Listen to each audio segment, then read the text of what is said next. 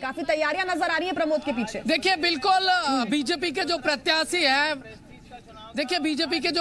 है उनको लीड मिलती हुई दिखाई दे रही है। तो जो बीजेपी कार्यकर्ता है वो देखिए खुश है और खुश नजर आ रहे हैं। देखिए साफ तौर पर बीजेपी दफ्तर के बाहर ढोल नगाड़ो बजाए जा रहे हैं और जश्न मनाया जा रहा है। साफ तौर पर ये कार्यकर्ता इसी बात से खुश है और कार्यकर्ता लगातार खुश नजर आ रहे हैं। और ये सभी देखिए कार्यकर्ता लगातार जो बीजेपी प्रत्याशी है उनको लीड मिलती हुई दिखाई दे रही है। इसी बात को लेकर ये खुश है, हाथों में मिठाई भी लिए हुए हैं, एक दूसरे को मिठाई खिला रहे हैं। तस्वीरों में देखिए और बीजेपी के तमाम जो लीडर हैं बड़े, जो सिंधिया हो अनेक हो, उनके हाथों में मिठाई है। कार्यकर्ता खुश है और हो भी क्यों ना, क्योंकि देखिए जो बड़े नेता है उनके हाथों में पोस्टर है और लगातार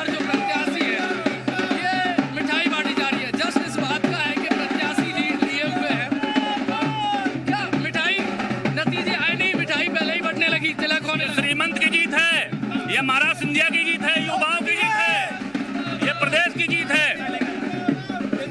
जश्न शुरू हो गया। पूरे मध्य प्रदेश में जश्न का माहौल है। 20 सीटों पर हमारी भारतीय जनता पार्टी आगे है। कहीं ना कहीं ये चुनाव सिंधिया जी के प्रेस्टीज का चुनाव था और आज ये विजय सिंधिया जी की हुई है।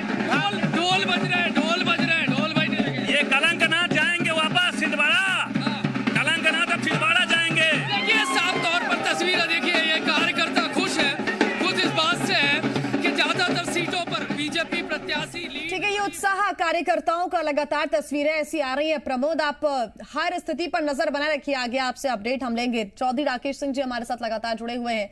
राकेश जी, एक तरफ जश्न मनाया जा रहा है, दावे बहुत किए गए थे और एक संदेश पहुंचाने की कोशिश भी जनता तक की गई थी।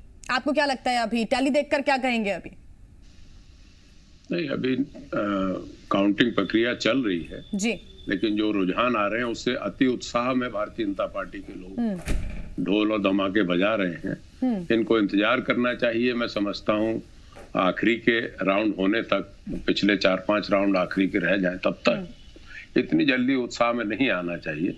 दूसरी बात मैं निवेदन करना चाह रहा था जी, आदरणीय डॉक्टर हितेश वाजपेयी साहब कह रहे थे कि हमने ये किया वो किया।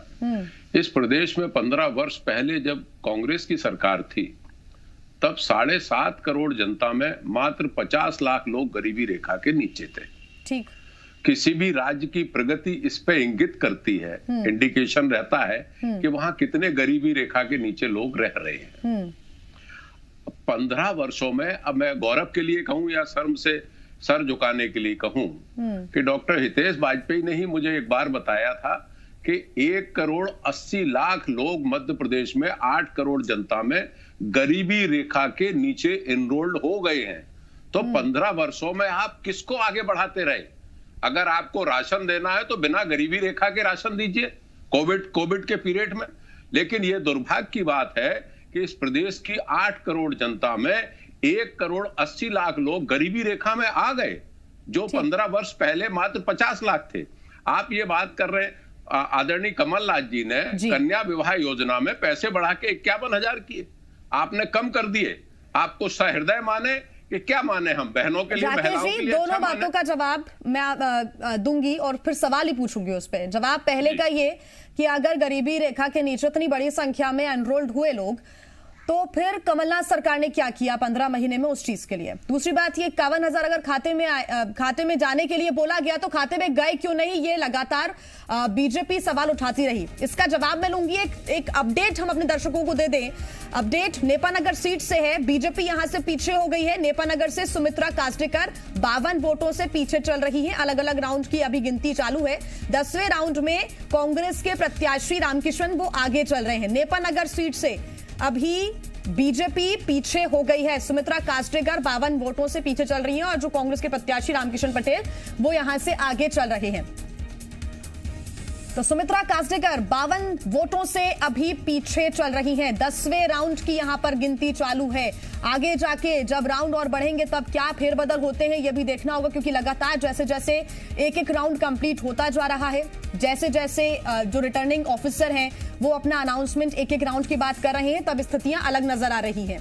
अब ये देखना होगा कि आगे आने वाले राउंड्स में क्या स्थितियां बनती है नेपानगर सीट से। अभी फिलहाल की जो बात है, बीजेपी पीछे चल रही है यहां से 52 वोटों से मात्र हालांकि पीछे चल रही है। तो वहीं 10वें राउंड में कांग्रेस के प्रत्याशी हैं रामकिशन पटेल, वो आगे चल रहे हैं। राकेश जी, आप अपना जवाब दें। 2 बातें कही थी मैंने। कौन से एक बार प्रश्न? जी, पहली बात तो यह है कि कमलनाथ सरकार ने 15 महीने में क्या किया। अगर आप इन बातों को लेकर जनता के बीच जाते तो शायद जनता आपके ऊपर फिर से एक मजबूती के साथ भरोसा करती। दूसरी बात यह कि आपने बोला कन्या विवाह योजना के लिए 51,000 रुपए का ऐलान कर दिया, लेकिन शिवराज सिंह कहते हैं कि बच्ची का विवाह भी हो गया, वो अपने ससुराल चली गई, उनके भांजे भांजी भी आ गए, लेकिन वो 51,000 रुपए नहीं आए। नहीं, ये असत्य वचन बोलने का, और शिवराज सिंह जी जैसा व्यक्ति बोले जो 15 वर्ष तक मुख्यमंत्री रहे हैं। मैं कह रहा हूं जैसे इन्होंने कहा है कि साहब कर्ज माफ नहीं हुआ। भाई, विधानसभा सबसे बड़ी सर्वोपरि संस्था है, विधायिका, और वहां पे कार्यपालिका जवाब देती है, मंत्री जवाब देता है। उसमें ये कहा गया कि 28 लाख लोगों के 50,000 तक के कर्ज माफ हुए, 7,000 करोड़ के कर्ज माफ हुए। सेकेंड फेज में जो है और कर्ज माफ होने थे। आप ये जो कहना चाह रहे हैं कि 51,000, मैं इस बात का चश्मदीद साक्षी हूं और गवाह हूं। अगर चाहे तो मुझसे लिस्ट ले लें कि इस दौरान 15 महीने में जिन कन्याओं के विवाह हुए उन्हें 51,000 रुपए दिए गए। मेरे यहाँ भिंड में दिए गए, एक बझाई पंचायत है, वहां दिए गए 10 लोगों को, कन्याओं को। असत्य बोलने में तो कोई मुकाबला नहीं है इनका। लेकिन अगर एक ही क्षेत्र नहीं है ना राकेश जी, मैं जब जिस क्षेत्र की मुझे जानकारी है की बात कहेंगे तो फिर ऐसे कैसे चलेगा? नहीं, मैं ये कह रहा हूं कि जिस क्षेत्र की मुझे जानकारी है, आज मैं हाउस में तो हूं नहीं, लेकिन मुझे ये बात मालूम है कि कर्ज माफी पे 28 लाख लोगों के कर्ज माफ हुए। मैंने पढ़ा है भाई प्रश्न उत्तर, मैंने पढ़ा है कि 7,000 करोड़ का कर्ज माफ हुआ। ठीक। अब 15 महीने में अगर 7,000 करोड़ का कर्ज माफ कर दिया, 15 महीने में अगर कन्या विवाह में 51,000 रुपए दे दिए, तो आप और क्या करना चाहते हो? ठीक। आप क्या कहना चाहते हैं? हितेश जी कुछ कहना चाहते हैं? हितेश जी बोलें। देखिए जिया जी मुझे लगता है सारे आंकड़े राकेश जी के पूर्णतः असत्य हैं, और मुझे दुख हो रहा है। मैं उनको बहुत साख के साथ बात करते हुए देखता आया हूं हमेशा। आज वो बिल्कुल व्हाट्सएप टाइप बातें कर रहे हैं। हम इसको 25 बार कह चुके हैं आपके चैनल पे, मैं इसको डिबेट का विषय बना चुका हूं कि मुझे उन 8 बैंकों के मूलधन प्रदाय सर्टिफिकेट बता दीजिए। आप ये 28 लाख और 26 लाख छोड़ दीजिए, ये जो, क्योंकि भाई ये जो मूलधन जाना था वो बैंकों को जाना था, किसानों को थोड़ा ना जाना था। आप बार बार किसानों को बीच में ले आते जिनको बेचारों को कुछ नहीं पता, प्रमाण पत्र बांट दिए। सर मुझे कंप्लीट कर लेने दीजिए सर, मुझे बहुत विधानसभा की तौहीन कर रहे हैं। आप बहुत वरिष्ठ हैं, मुझे पूरा कर लेने दीजिए सर, मुझे पूरा कर लेने दीजिए सर, करिए मुझे पूरा कर लेने दीजिए सर। आप दावा कर रहे हैं कि भाई आपने मूलधन दिया है, तो मैं रोज मांग करता रहा हूं, आज भी मांग करता हूं, मुझे मूलधन के देयक दे दीजिए कि आपने उन 8 लीड बैंकों को क्या पैसा दिया, तो वो भी नहीं बताते हैं आप। और उसके बाद फिर आप किसानों को प्रमाण पत्र बांटते हैं जिन्हें यही नहीं पता है कि वो कर्ज माफी का पैसा उनके खाते में थोड़ा ना जाएगा, वो जो एनपीए अकाउंट हुए उसके अगेंस्ट बैंकों को जाएगा। आप गिमिक करते रहे, अब जनता ने जवाब भी दे दिया तब भी आप नहीं मान रहे, अभी भी आप जिद कर रहे हैं। आप 26,000 को बढ़ा के आप 1.5 लाख कर दीजिए, पैसे नहीं देते हो आप, तो क्या करें? ओबीसी का आरक्षण उठा के आपने पता नहीं कितना कर दिया, दे पाए आप? एक आदमी को दे पाए आप आरक्षण?